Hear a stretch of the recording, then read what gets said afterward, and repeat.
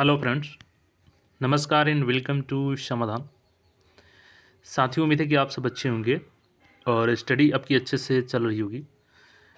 साथियों, ये ऐसे न्यूज़ तो बिहार पुलिस भर्ती का है, लेकिन ये इफ़ेक्ट करने वाला है सभी को, चाहे वो बिहार एसएससी के अभ्यर्थी हैं, चाहे बीपीएससी अभ्यर्थी हैं, जो भी अभ्यर्थी हैं। इस वीडियो को ध्यान से देखिएगा, क्योंकि देखिए अभी हाल फिलहाल में सीएसबीसी जो 21,391 पदों के लिए रिजल्ट्स आया था, इसमें अभ्यर्थियों का फिजिकल होना है दिसंबर से ही और मार्च तक चलेगा।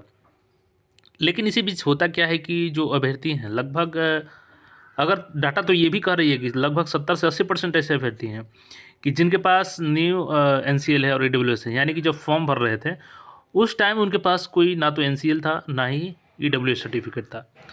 अब इसी को लेकर के चूँकि आयोग के नोटिस में मेंशन है कि आपका जो सर्टिफिकेट होना चाहिए वो फॉर्म भरने के पहले का होना चाहिए। तो अभ्यर्थी आंदोलन कर रहे थे इसी चीज़ को लेकर के कि हमारा जो नया सर्टिफिकेट है उसको वैलिड किया जाए।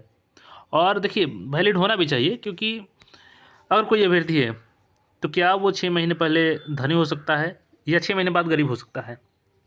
कि इतना ना गरीब हो जाए और इतना ना धनिक हो जाए कि कभी वो एनसीएल में आ जाए और कभी एनसीएल में ना आए, तो ये तो संभव नहीं है। लेकिन अब यहाँ पे जो आंदोलन चल रहा था, तो ज्ञापन जो सौंपा गया अभ्यर्थियों को द्वारा, तो ज्ञापन सीएसबीसी के द्वारा ले लिया गया। उसके बाद अभ्यर्थी खुशी खुशी लौट गए कि अब तो हमारा काम हो गया।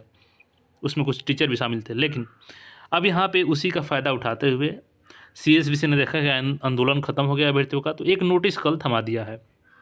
आयोग ने वेबसाइट पर जारी किया है। अब उस नोटिस में सीधे सीधे आपको बाहर किया गया है, जो भी अभ्यर्थी जिनके पास एनसीएल और ईडब्ल्यूएस पुराना नहीं है वो अब बाहर हो जाएंगे। पूरे नोटिस को देखिएगा। यहाँ पे देखिएगा, ये नोटिस है केंद्रीय चयन पर्षद सिपाही भर्ती बिहार पटना और विज्ञापन संख्या 01/2023 बिहार पुलिस में सिपाही पद हेतु।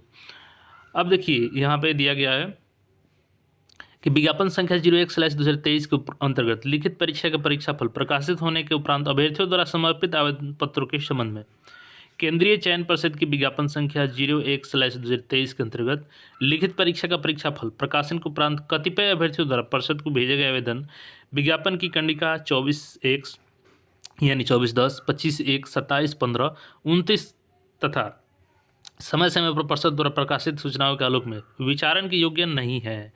अब इस नोटिस को पढ़िएगा यहाँ पे। अब ये नियम क्या कहते हैं, आइए मूल विज्ञापन को ओपन करते हैं। सबसे पहले 24 का 10 नियम क्या है जो इसमें मेंशन किया गया है नोटिस में, तो 10 नंबर नियम को हम लोग देख लेते हैं। देखिए 10 नंबर में क्लियर मेंशन किया गया है कि आवेदन में पत्र में यदि आवेदक गलत आरक्षण कोटि प्रविष्ट करते हैं तो उनकी उम्मीदवारी रद्द कर दी जाएगी। अतः आवेदक पूर्णतः आश्वस्त हो ले कि वे किस वर्ग अथवा कोटि से संबंध रखते हैं। यानी कि अगर आप ईडब्ल्यूएस एनसीएल से हैं और आपके पास सर्टिफिकेट नहीं है तो जो आयोग है आपको मानेगा कि आपने गलत अपना आरक्षण दावा किया है और इस आधार पर आपकी उम्मीदवारी रद्द की जा सकती है। और इसी को बदलने की मांग की जा रही थी। आयोग ने इसको सीधे सीधे खारिज कर दिया है कि इसमें कोई चेंजेस नहीं होगा। दूसरा जो नोटिस में नियम मेंशन किया गया है वो है 25 का 1। अब 25 का 1 में कहा गया है कि जो आपका आवेदन पत्र भरा जाता है तो उसको सुरक्षित रखना होगा, क्योंकि कभी भी आयोग मांगता है, अगर नहीं देते हैं तो उस आधार पे भी आपको एग्ज़ाम से बाहर किया जा सकता है, क्योंकि वो मांगेगा कि अपने आवेदन पत्र जो भरा था उसका रंगीन फ़ोटो हमको दिखाइए। इसके बाद जो 27 का 15 नंबर का जिक्र किया गया है उसको भी देख लेते हैं। तो देखिए 27 का 15 नंबर यहाँ पे अब पूरे नियम को ही यहाँ पे इंक्लूड कर लिया है। 27 का 15 नंबर देख करके अन्य कोई परिस्थिति जो विज्ञापन की शर्तों के विरुद्ध हो अथवा सामान्य रूप से भी प्रतियोगिता परीक्षा का आचार मुक्त संचालन के विरुद्ध पाई जाती है।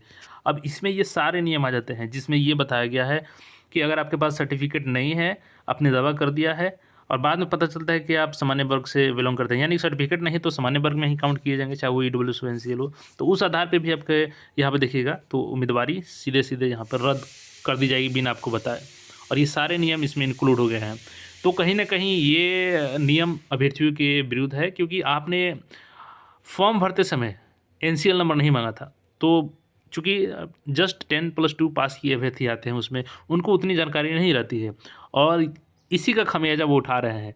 तो आयोग को सोचना चाहिए कि यहाँ पे जो एनसीएल है वो इसके पहले ना सही अभी तो दे रहे हैं, और क्या वो एनसीएल और ईडब्ल्यूएस जो अभी दे रहे हैं अभ्यर्थी, क्या इसके पहले वो धनी हो गए होंगे? अभी अगर जब गरीब हैं तो पिछले बार भी गरीब ही होंगे।